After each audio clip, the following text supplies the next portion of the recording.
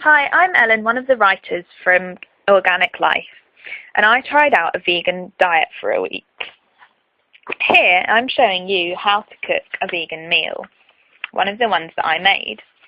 The ingredients were quinoa, tomato passata, 1 red onion, 2 spring onions, 2 garlic cloves, a handful of chestnut mushrooms, a handful of oyster mushrooms, a handful of cherry tomatoes and 1 green pepper. Then also paprika, tomato puree and maple syrup. Here I'm preparing the food before I chop it. I've peeled the garlic, I'm peeling the chestnut mushrooms and destalking them, and now preparing the spring onions. Next I'll peel the red onion and prepare the green pepper ready to chop. Quinoa is quite a delicate food, so keeping the rest of the ingredients quite chunky is a good idea. But if you like delicate food, then you can dice where I slice. I found it quite difficult coming up with lots of ideas for vegan food just for a week, but this is one of my favourite meals that I had. Next, chop up the green pepper a little bit smaller so that it doesn't take too long to cook. Next, weigh out the quinoa. Allow about 75 grams per person. The best way to do it is boil the kettle and then pour the boiling water over the quinoa and put it on the hob. It should take 10 to 15 minutes to cook. Heat a pan at about gas mark 6. Add oil, but make sure it's vegan friendly. First, add the red onion. This will take the longest to soften up. The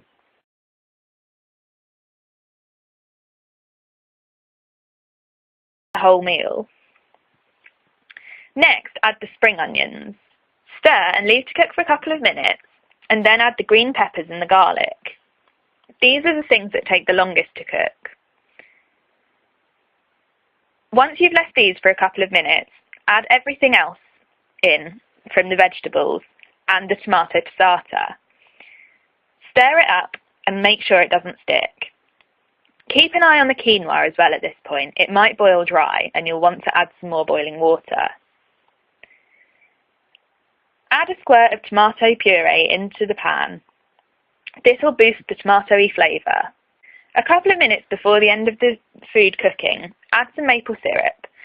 This may seem like a really weird option, but it takes the bitterness away from the green peppers and the garlic and takes the sharpness away from the tomato puree. If you don't like the idea of adding maple syrup, just add in some sugar. Keep an eye on the food and make sure it doesn't stick. Here, I made enough food for more than one meal. So you can put it in the fridge overnight or have enough for 2 people. It tastes just as good reheated as it did the first time. Drain the quinoa, just using a sieve, and then serve.